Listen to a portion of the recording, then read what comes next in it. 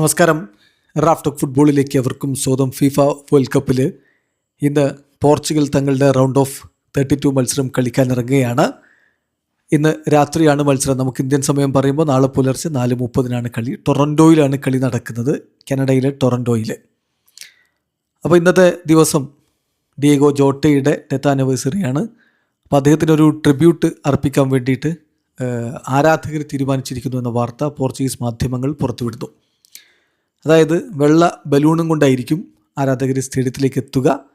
കൂടാതെ 21-ാം മിനിറ്റിൽ അദ്ദേഹത്തിൻ്റെ ജേഴ്സി നമ്പറായിട്ട് 21-ാം മിനിറ്റിൽ ആരാധകർ അപ്ലോഡ് ചെയ്യും. എഴുന്നേറ്റ് നിന്ന് കൈയടിക്കും, അദ്ദേഹത്തെ ഓർമ്മിക്കും. അതാണ് ഇപ്പോൾ പുറത്തു വന്നിട്ടുള്ള വിവരം. അതോടൊപ്പം തന്നെ അദ്ദേഹത്തിൻ്റെ ഭാര്യയെ ഈ ഒരു കളി കാണാൻ വേണ്ടി പോർച്ചുഗീസ് ഫുട്ബോൾ ഫെഡറേഷൻ ക്ഷണിച്ചിരുന്നു. പക്ഷേ അവരത് നിരസിക്കുകയാണ് ചെയ്തത്. ഫാമിലിയുടെ ബുദ്ധിമുട്ടേറിയൊരു സമയമാണ്, അപ്പോൾ അത്തരം ഒരു ഘട്ടത്തിൽ ഇത്തരം പരിപാടിക്ക് എത്തുന്നില്ല എന്നവർ തീരുമാനിക്കുകയായിരുന്നു. അതോടൊപ്പം തന്നെ പോർച്ചുഗീസ് താരങ്ങൾക്കൊക്കെ ഈ കളിക്കെത്തുന്നതിന് മുമ്പ് തന്നെ ബ്രേസ്ലെറ്റ് കൊടുത്തിട്ടുണ്ട്. അതായത് ഈ ടൂർണമെൻറ്റ് വേൾഡ് കപ്പിന് എത്തുന്നതിന് മുമ്പ് തന്നെ ഒരു ബ്രേസ്ലെറ്റ് കൊടുക്കുകയും അതിൽ ഡിയേഗോ ജോട്ടയുടെ പേര് എഴുതുകയും ഒക്കെ ചെയ്തിട്ടുണ്ട്.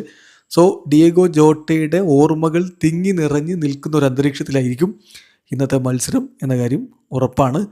ഏതായാലും ഇന്നലെ പ്രീ മാച്ച് പ്രസ് കോൺഫറൻസിലും അതൊക്കെ ചോദിക്കുകയുണ്ടായി. വിറ്റീഞ്ഞോട് അത് ചോദിച്ചപ്പോൾ അദ്ദേഹം പറഞ്ഞത്, ഞങ്ങൾക്ക് കളിക്ക് വലിയ മോട്ടിവേഷൻ ഉണ്ട്, അത് മോട്ടിവേഷൻ ഒരു കുറവുമില്ല, പക്ഷേ ഡിയേഗോ ജോട്ട അദ്ദേഹത്തിൻ്റെ ഓർമ്മകൾ അത് ഞങ്ങൾക്ക് കൂടുതലൊരു ആവേശവും മോട്ടിവേഷനും ഒക്കെ തരുന്നുണ്ട്.